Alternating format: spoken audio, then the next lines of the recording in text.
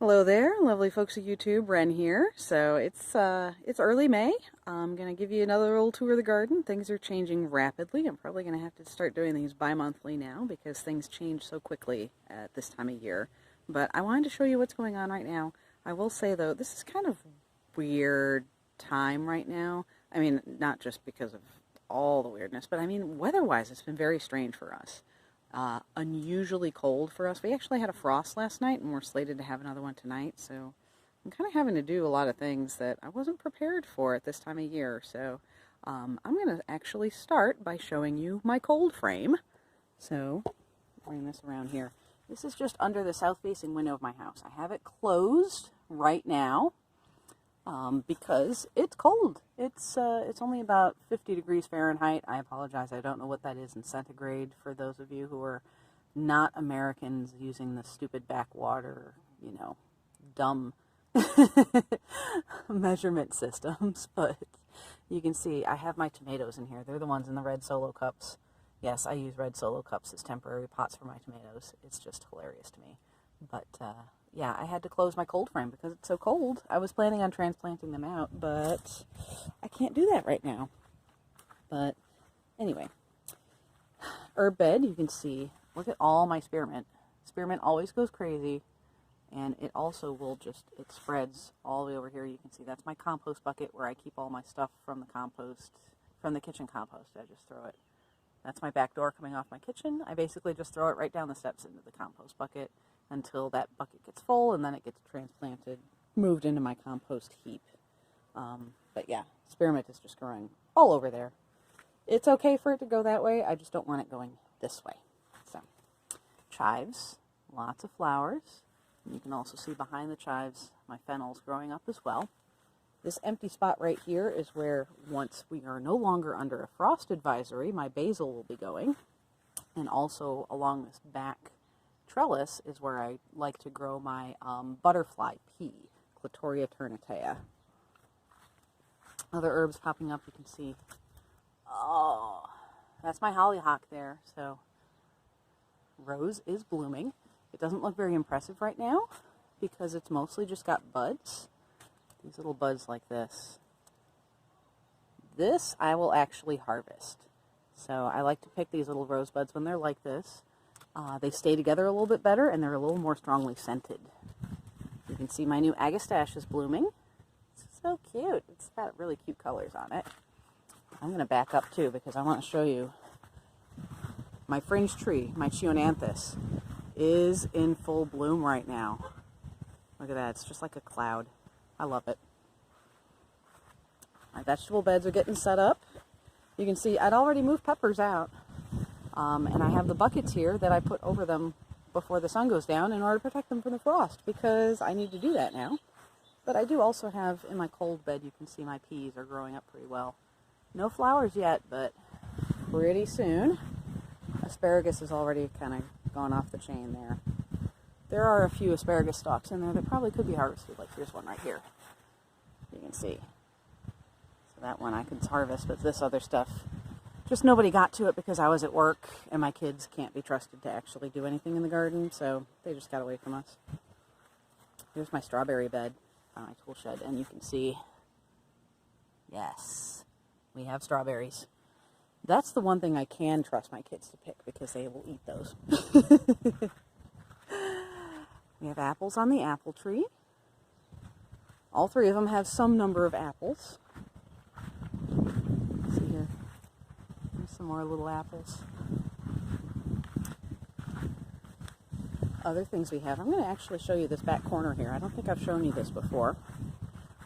This is a difficult area because this tree, this is my neighbor's tree, and it was struck by lightning several years ago, and she really should have pruned away some of those water sprouts that popped up, but they didn't, and now they are shading my bed.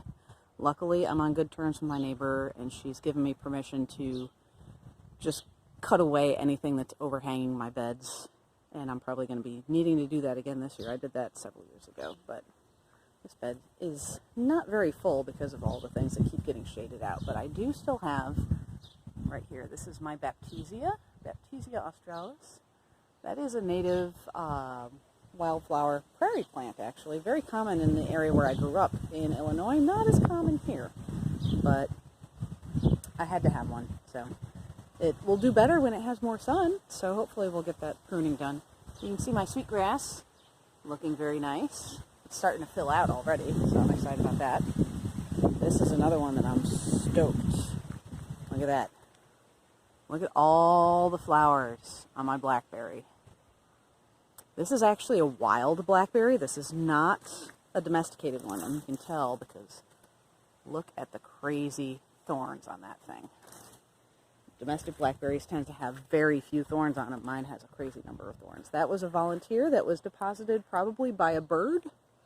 I found it in a different spot in my yard, and I moved it here, and we've been kind of waging a war ever since then. I really want the blackberries, but I also want it to stay within a certain area, and the blackberry is very unruly and doesn't like my rules, but I have to be firm with it. So Rose here is still going like crazy. You can see, I love the little contrast between the sort of color, peachy colored unopened buds and the white fully open ones. My peony ants have done their work. Probably in the next day or two this one's going to open, and I'll get to see whether this actually... Oh, look, I think I can see it already. Yes, it does have some of those red streaks on it. This is definitely a Festiva maxima. So, that's exciting to find out. This is the first year this one has bloomed for me. So, looking here, it's... Oh, I haven't shown you this one yet. Hang on. Look, this one's in full bloom. This is my rue, and it has gotten very large this year. And there's an asparagus that's popping up in here that I need to pull out. But yes, this is one of my favorite plants. Very nice host plant for the black swallowtail butterfly, the larva. Next to it, I also have my winter savory is here. Savory is one of those sort of underutilized kitchen herbs that I really love. It goes really well with meats. And then, of course, you can see my chamomile is getting even more crazy. That's going to be blooming very soon. My calendula came back. Look. I think it was a rabbit that ate it before. But it's popped back up since then, so I'm happy about that. Yarrow is starting to fill in as well. You can see the thyme next to it is blooming.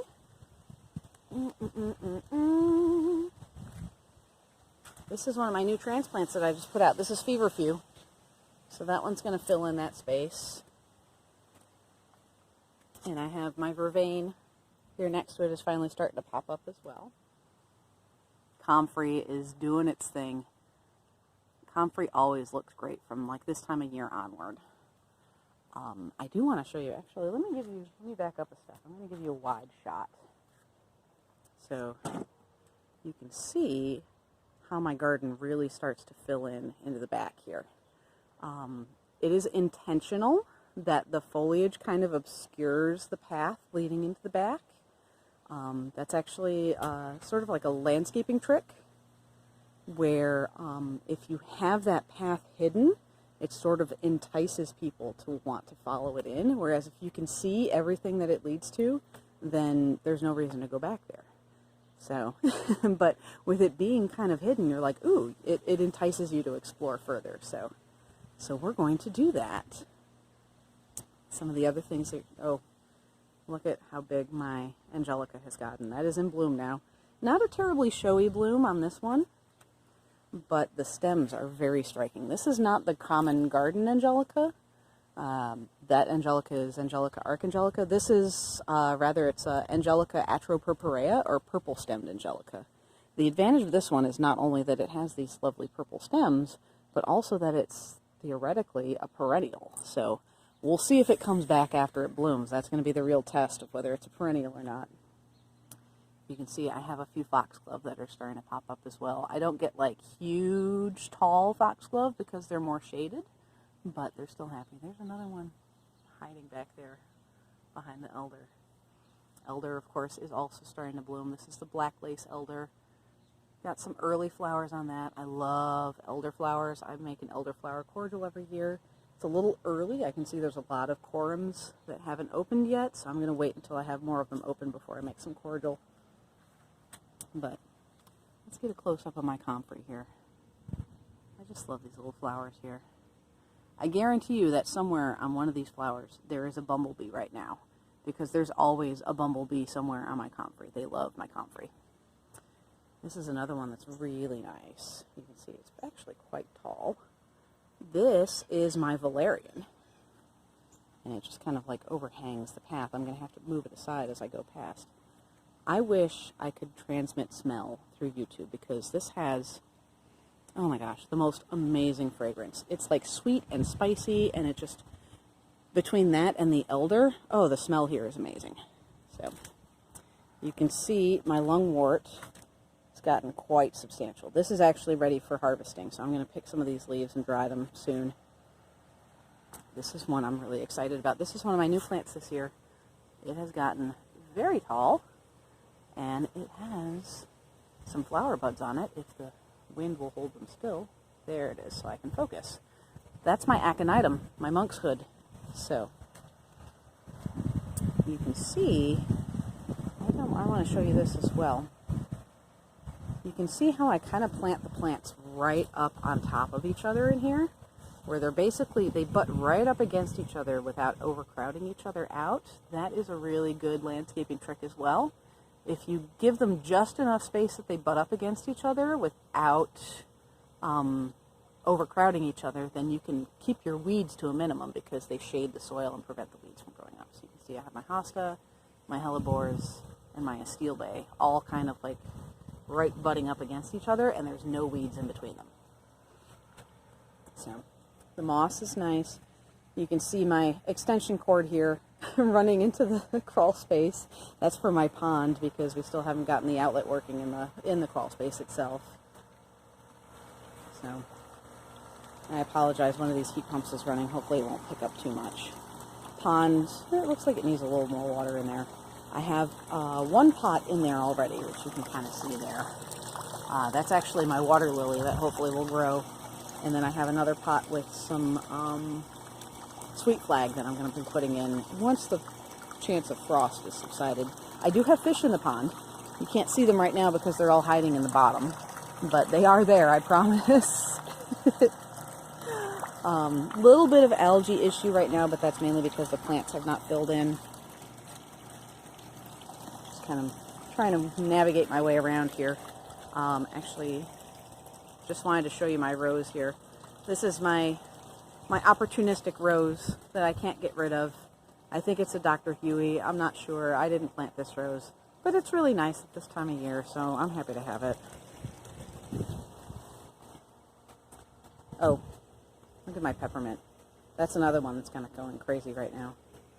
I'm going to have to pull some. I've already pulled some of that up, and I'm going to have to do it again soon. But yes, lots of things growing in very thickly. This area here will be filled in more once some of these plants get bigger, and then I'll see what spaces I have to fit in more plants. It's a progress, you know. I mean, that corner back there, that's nearly done. There's a few little things that need to move around, but that's nearly done. This one has been the work in progress for the past few years, getting this filled in so that I don't have to do as much weeding. And then, of course, this bed down here is where I'm still building. So, anyway, that's all I have for you for early May. And I'll probably come out here and do this again in a couple weeks. And until then, I will see you again soon.